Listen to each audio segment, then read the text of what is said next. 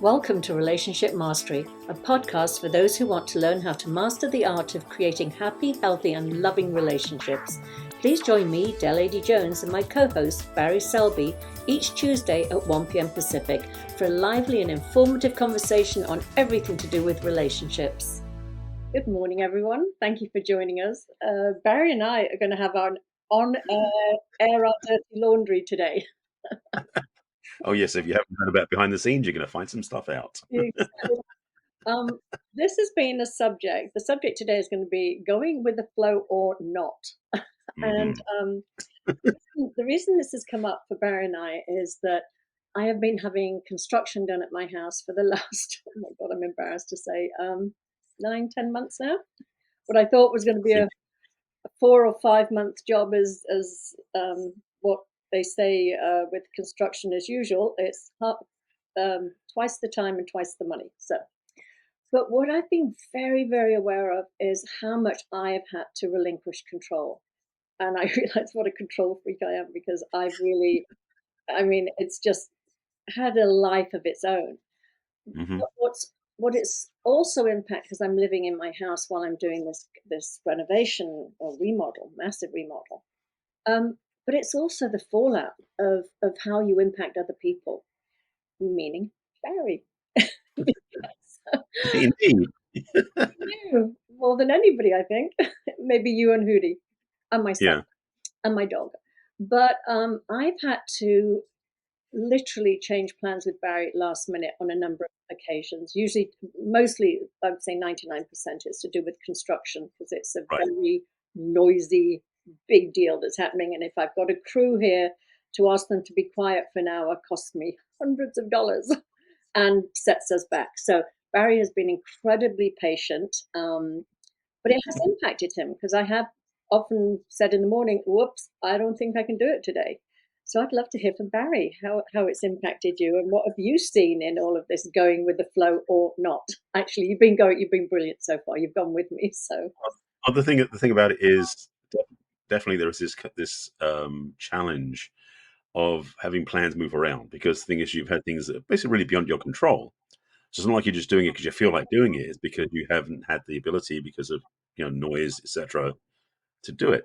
So in that, this thing will differentiate because the thing is, if you were just doing it because you just felt like changing it, that would be very disrespectful and also would create a different sort of resentment between us. But the thing is, if I get resentful because the thing's out of your control, that's not effective either. So, I'm not saying I had to, just that I really got comfortable with shifting because there was a distinct, what's the word I'm looking for? I would say acceptance, but also understanding what's going on. And also because my schedule was such, I could move things around. The other thing that's grateful is the fact that my schedule is very fluid. I can move things around quite easily. So I can go with the flow at this point in my career and my work. Sometimes it doesn't work that way. So it's been interesting because there is a two perspective piece, whereas I could be like, what about my time? What about my schedule? What about my sort of stuff that I could get into, which I totally may have done many years ago. But now I've learned so much with maturity, maybe is the word, to understand that things will get done anyway. Because the thing is, our podcast are getting recorded, obviously, because if you're listening to our show now, you know it's recorded. Because we found time to work. And that's the other part is and this is part about relationships, is the thing is, can we negotiate with each other? Because a lot of times in relationships, couples don't negotiate very well with each other.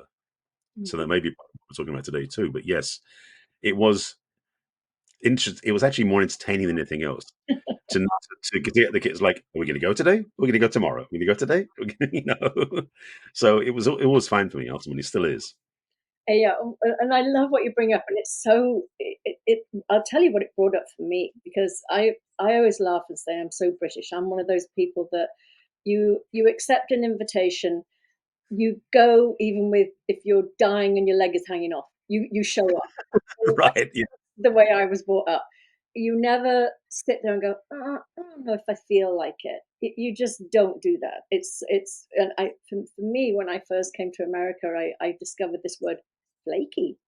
And I was like, I don't think we even have flaky in the UK. I mean, you don't. It's like Churchill. It's like, keep going, when it gets tough. No matter what. No matter what. And so it's been very interesting for me to deal with the stress on many levels. Number one is I'm acutely aware of how this remodel is affecting our relationship and our recording relationship in that sense. Mhm. But I'm also acutely aware of it affecting all my neighbors. So I Mhm. this is classic codependency here. This is like I am getting concerned for everybody around me because of what I perceive as me doing to upset people or disrupt their lives. And it's been really interesting for me to witness my own codependency come up in that area of, oh, it's thinking of others first, not of yourself. Right. Um, Oh, yeah.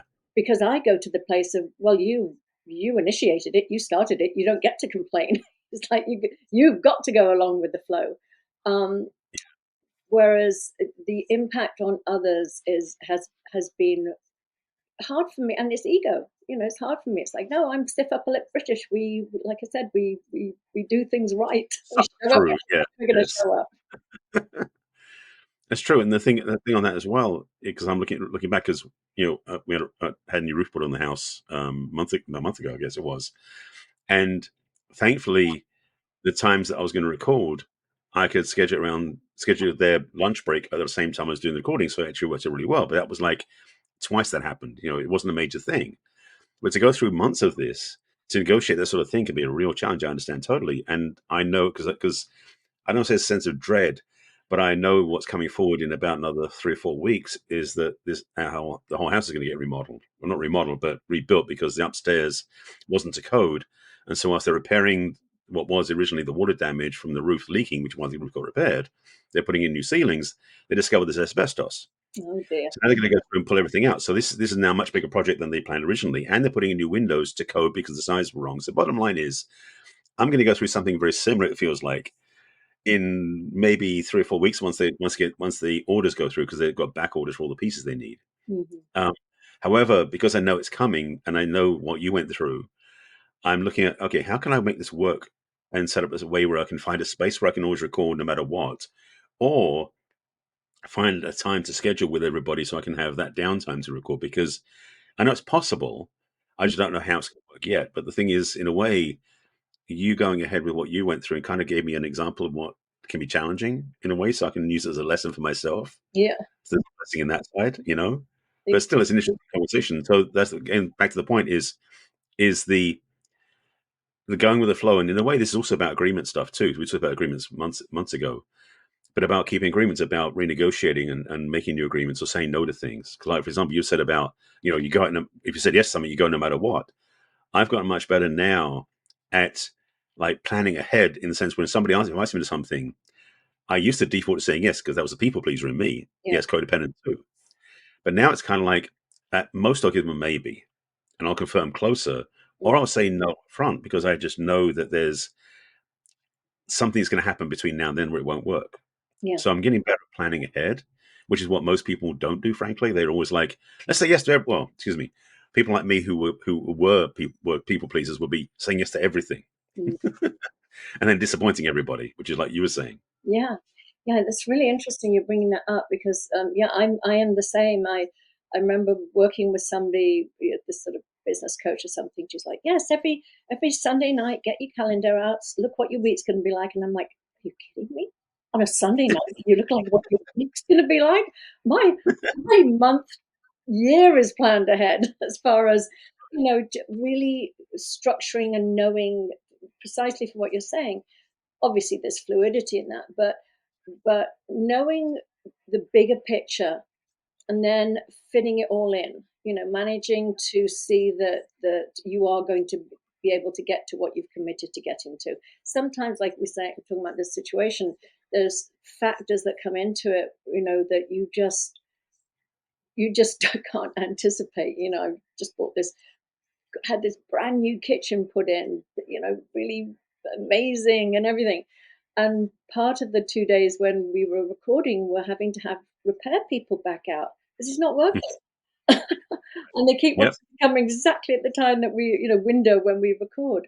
But yes, again, planning around things like planning, saying to the guys certain days if you wouldn't mind taking your lunch a little earlier, or like yesterday, I made them all pizzas, homemade pizzas. They were very There you go. happy. Like, you can hold on a little bit, can't you, while I do this? But yeah, it is. It's in the beginning, I was, trying to micromanage this my wonderful Gustavo, and micromanage him and say, I want this done and this done and this done. And it made sense to me to do it in the way that I thought it should be done. And then he very nicely turned around to me and said, you know, in the morning when I'm really strong, I like to do the heavy work. And then in the afternoon, and he's a very, very strong man. He said, I tend to go towards the Yeah, painting and the things that are not so stressful on my body. Because I kept saying, why are you going from one area to the other? Can you just complete one area for me, please? Can I just look in one direction and see that it's been done? But yeah. again, what we talked about communication, it hadn't occurred to me that he would be physically, choosing to work the way he worked because he was listening to his body Hmm. and he was doing the heavy stuff earlier in the day. So it was really great. And again, that letting go of the way I saw things, thinking it made more sense to me, and realizing that no, other people know what they're doing as well, and to just to leave him to it and let him do it. And then, obviously, there are things that I've had to come and say, please, this was not done right, or it's a little crooked, or could we fix this, and things like that. But overall, I also saw that I really had that choice to go with the flow or see everything as a challenge, everything as difficult, everything as something to complain about. And it has really made me so aware of, I think we talked about it a couple of weeks ago or last week or so, choosing your battles. You know, Hmm. who I mean, who wants to show up every day with a boss that's going to point out everything that's wrong that you did, Right. as opposed to appreciate everything you did that was great, but also point out, but this needs redoing, and to Hmm. not have it be a laundry list every day of the things that were wrong. So, Yeah. The thing on a couple of things I want to add to that, because really, as we are talking about relationship as the core value of this thing, the teachings or the examples we're talking about here, which are real life examples, there are things that in a relationship that can impact us from outside the relationship. Like, your partner gets called into work last minute because there's a panic going on or something else happening. Is some people can be very attached to their relationship being not sanctimonious, sanctified. The right word there. So it's like nothing else should invade it. Yeah, a little different. The thing is, like, they may make assumptions that, and it's the key word, assumptions about the relationship being for them and their partner from like 5 p.m. until like 9 o'clock next morning. And so if something happens outside of that, work thing or a family thing shows up, sometimes people can get very resentful of their partner mhm, about what happened to them from the outside. And so this conversation about going with the flow or not is not saying you must always go with the flow because you don't want to be, steamrolled by everything happening around you, but having the wherewithal to understand the consequences and the opportunities available. Because what you're talking about with your house, yes, there are consequences if you didn't step in and do certain things. There are also opportunities that by being flexible and letting him do things the way he did it, he's actually been more effective. yeah, And same between your romantic relationships too, is that sometimes it's kind of like if you say yes to something, you get more value back from your partner. Like if your partner gets called into late for work and you go, I'll take care of the kids or I'll take care of the food and you do your thing when you get back. What tends to happen is you get the gratitude back later on in droves because you were so kind and caring and responsible as a partner to your partner doing the thing they're to do. So going with the flow has its place, and it definitely is about what do you choose to agree to with your partnership. Are you going to be rigid and inflexible and not let anything to change, which is going to make it harder to be in a relationship, frankly, or are you exactly. going to be willing to negotiate and discover how things can work better down the road? Yeah. And I love everything you just said, and there's lots of elements to that, and that is, Hmm. foresight, seeing what, like we mentioned earlier, about what you can commit to and what you can't commit to, and really following through on the commitments you've made, and conversation, taking in, hearing what it is the other person is up against, and there's so many other things too that come into it. Not taking it personally. My boyfriend he's a producer and an editor, and he's editing right now, and he'll often get notes late at night, and it's all of a sudden, oops, we've got to cut our evening short, or let's not go out to dinner tonight, we'll do it tomorrow night, it's going to be less hectic. There's all these things, but if I was to take things personally and think, you're putting work before me, it would just, I mean, what good would that do? He doesn't, I know I'm number one, which is wonderful. So I'm very secure in that. But I think it really just takes, it's such an old fashioned saying, but I think it's so appropriate, which is just put yourself in other people's shoes. Hmm. People, unless it is, as you said, it's a repetitive disrespect of, oh, I don't feel like it, or, I'll just dismiss them, then yeah, there's no relationship. That's going to fall flat immediately if somebody shows up in a relationship and doesn't respect you, doesn't respect your time, everything like that. But I do think widening out the gaze, getting beyond taking it personally, putting yourself in their shoes, and seeing, well, yes, if I was in that situation, I would have to sort of um, cancel or reschedule something if I'm getting paid a lot of money and they expect something done in a certain amount of time. You sort of, you have boundaries. You don't let your boss Yeah. push you around by any means, but just some things just happen, and you've got to be able to be flexible, as you said, and work with your partner. But I also wanted to go back to the other thing too. I know we call this relationship mastery, we tend to focus on the personal relationships, but the Hmm. reality is I have a relationship with my contractor Gustavo. I adore him. I love him. I absolutely do. And if the relationship is for a year and then I never see him again, it doesn't matter. It's it's every interaction we have. We have the choice to make it a memorable, wonderful interaction, or a bad taste in our mouth. Hmm.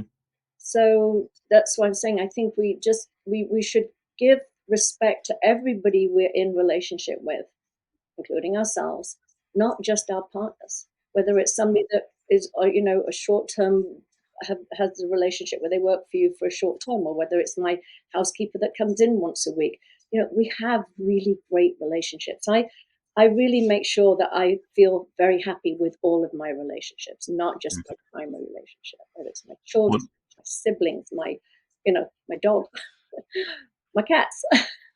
right. But the thing with that though, and this is one of this point home. We talked about this before as well. Is it because all those relationships exist inside of you? Hmm. And so for us, if we carry the discord of another relationship around that we had an argument with somebody 4 days ago, that upsets inside of us. So unless we are willing to, well, unless we are, if we are willing to realize that those relationships out there impact our own relationship with ourselves, then it becomes a choice. Then it's like, you know what, I want to take care of my own internal relationships. So that means also got to do the repair work on the one outside of myself as well. So all those relationships go well, so I feel better. Because the thing is, so many people do have this bad habit, this habit of carrying around resentments and upsets and judgments and blames of other people, which doesn't affect the other people ultimately. Hmm. We took we took this in another episode. This is about our relationship with ourselves. We carry that toxicity around inside ourselves. So to have your relationships working around you, whether it is an employee or a coworker or a boss or family or primary relationship, ultimately it's a relationship with yourself that is the one that you navigate through all of it with. So taking care of yourself and taking care of those relationships is healthy, and it is mastery ultimately. Yeah. And the other thing I think of too is, when we have this thing about, I want to leave my mark on the world. I want to, something like that. And I just think, again, just how we interact with each other, the kindness, the love, respect that we show each other, that's leaving your mark on the world. You don't Yeah. have to do anything big and grand and sort of names on buildings and things like that, or a massive career or a business that's thriving.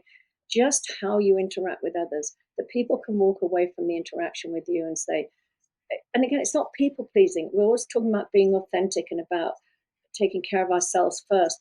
But well, like I was saying earlier, when we put ourselves in somebody else's shoes, it's so much easier for us to create a harmonious exchange with another person. And that can be lasting.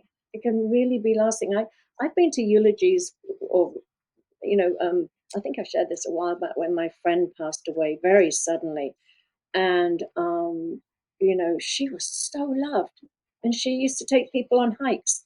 And there were like 150 people clamoring to talk about her at her, a celebration of life.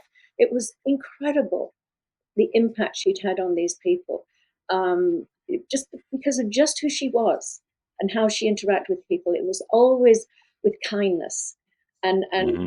humor and wit and intelligence. But again, it was, I think, something that if we think about in our relationships, I think about that going with the flow as, being the river in the stream. And, sometimes there is that boulder, which is that big personality that is hard to deal with and that you don't see eye to eye, and they are a very difficult person. We can stop in the water and we can keep pushing up against that rock and trying to, wear the rock down a little bit over time with the water. But really, we're just butting our heads. We're butting our heads. And I think to follow our feelings in that situation and just say, what, this is not worth my time and my energy to keep fighting with somebody that hasn't the capacity or the willingness to work with me in this. And to that's when I also think, go with the flow, just go around that rock. Just go around that rock. There's some really beautiful couples down the river that would love to interact with you, but these big boulders, that are fruitless. It's just like, let it go. Keep Yeah. going. There's something better for you. I mean, I've never known a river just say, "Hey, stop, stop." And not, I mean, maybe in a dam, but I was going to say, yeah, there are man-made formats that stop that. Yes. exactly. But that sort of, there are some people like we talked about. I think it was last week when we said there are, some people that just are always looking for a fight. They just always Mm. the cup is half empty. What's missing? What can I butt up against? Oh, I heard something in the news the other day. It was talking about the Trump campaign, and somebody said um, it wasn't. He would get up in the morning and say something like, "It wasn't like who do I have to fight today? It's who am I going to fight with today." It was like Mm. that was his MO. Was every day there was going to be a fight, and it was just the choice of who it was going to be, not whether there were going to be fights out there that needed taking care of. He woke up Right. with the intention of having a fight. Um, So basically, that's based on the fact that's the preference rather than to have harmony, to have discord ultimately. well, on power, the power Hmm. struggle again, Yeah. because Right. it's to prove oneself. You know, I overcame this person, this obstacle, this, and it's all wonderful if we're setting obstacles up for ourselves as a way to challenge ourselves and to grow and evolve. That's great. But when we see everything around us and everybody around us as a challenge that we need to In- in- muscle and overcome, hold Including our partner, which is not an ideal way of doing things in a relationship for sure. on, exactly. Yeah, I mean, no, it's funny because I was just thinking back on we talked about the attachment styles before in another previous episode, Hmm. but in some ways, this idea about attachments, just to sort of the anxious and avoidant style, for the matter of just the point of view of people who will put up with so much stuff or will find any excuse to leave, sort of energetically. So, if there are challenges trying to get together, the person who's anxious is going to be more upset by that because they don't get to see the person they want to see all the time. But if it's somebody who's more avoidant, it's kind of like, yeah, fine, do your own thing. There's almost this depending on how the person is wired inside, their response to that shift of schedule can be very telling. You discover a lot about your partner. Like, are they somebody who's really invested in a relationship? Are they secure and just be fine with everything as it is, or actually happy to be further away or closer? Because that's the thing is that what schedule changes and renegotiating and having this flow happen in relationships is it can put tests on us of how invested we are in that relationship and what's important to us in that relationship. Yeah, So it's always a good chance, especially if we get upset by what's happening, to ask why we're upset, so that we can look at ourselves and see where perhaps we've got some assumptions made or some rules made up that don't work for us anymore. To make some exactly. changes.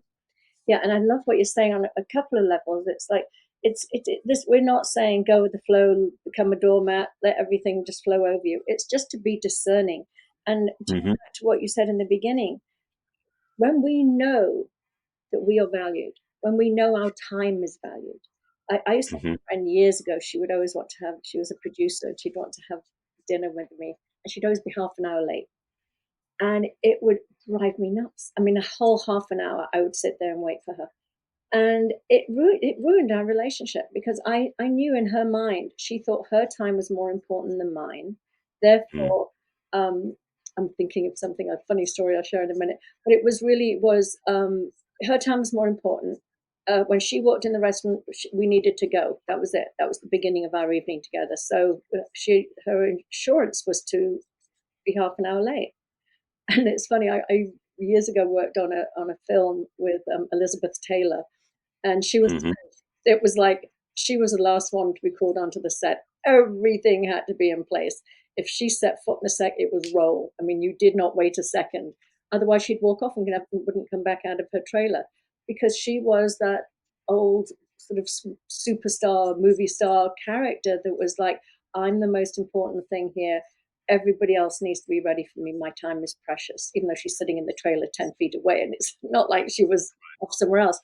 But again, and she was a wonderful woman. I should actually say she was really amazing in many ways and was very, very sweet. But that valuing your time over somebody else's is really disrespectful. You're right. It's very disrespectful, and it will tear away at the fabric of any relationship if the other person is always being taken advantage of, and that change is not acknowledged and appreciated. And so that was one thing. There was something else you said that I thought was really interesting. Anyway, carry on. Well, on that note, I want to throw something in as well.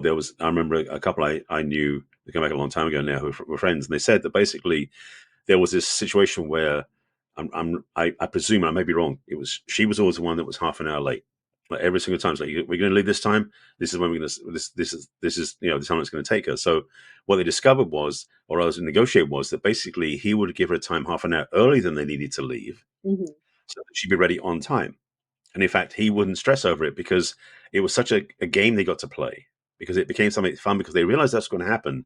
They weren't going to fight about it and get upset about it. They actually made it into a dance, Mm-hmm. and it worked beautifully because ultimately everything worked out perfectly, and she did the things she wanted to do normally. Yeah. So I'm saying that not to say you should always do that, but again, creative solutions, being willing to look at things a different way. There are solutions that can make things work for both people in this conversation. So just another one to add to the mix. Yeah, exactly. That's so funny. I have another friend who's she tells me the time. I get there on the time. She's always 15 minutes early. No, I do not understand. It completely works the other way. She goes, oh, I've been here 15 minutes. And I'm like, but I thought our dinner reservation was at 6, whatever. I think she just likes to get there, get situated, choose her seat, and be ready for me when I come in. That's kind of my style too. I like rather be there early than late, given a choice. Exactly. And preference. It's not about the other person. It's about me. So Yeah. that's the lesson. Yeah. And then the other thing with the going with the flow, it ties into, I just want to sort of end on this note a little bit with what we always used to do at USM, which is this or something better for the greatest good of all concerned. And Mm-hmm. the going with the flow is to be open to a better situation as well, to let Right. go of that control that you know what's best all the time, and allowing that life to flow through you, to life to live you, life to take you places that you would never have thought to go before. I mean, it's a much bigger conversation. That might even be our next show, about sort of just that it's not just going with the flow within your relationship. It's the relationship you have with yourself. I think it's a great one to talk about, is how much we should let go of control and go with the flow just within ourselves. That's a whole book. So, okay, well, yeah, Anyway, yes. I think we've come to the end of this one. How we go with the flow with our partners, and yeah, join us for next week when we'll talk about how applying some of the things we've talked about into our life and going with the flow in our life. Indeed. Thanks again, Barry. Thank you, Del. We'll see you next week. See everyone next week. Thanks. Bye-bye. Bye. We trust you enjoyed this episode and invite you to share this with your friends and loved ones. In fact, please subscribe to our Relationship Mastery podcast. That way you'll get each new episode fresh and shiny as soon as it is released. We'd love to hear from you as well. So go ahead and enter your questions and comments at relationshipmastery.show. Take good care. We will connect with you in our next episode of Relationship Mastery.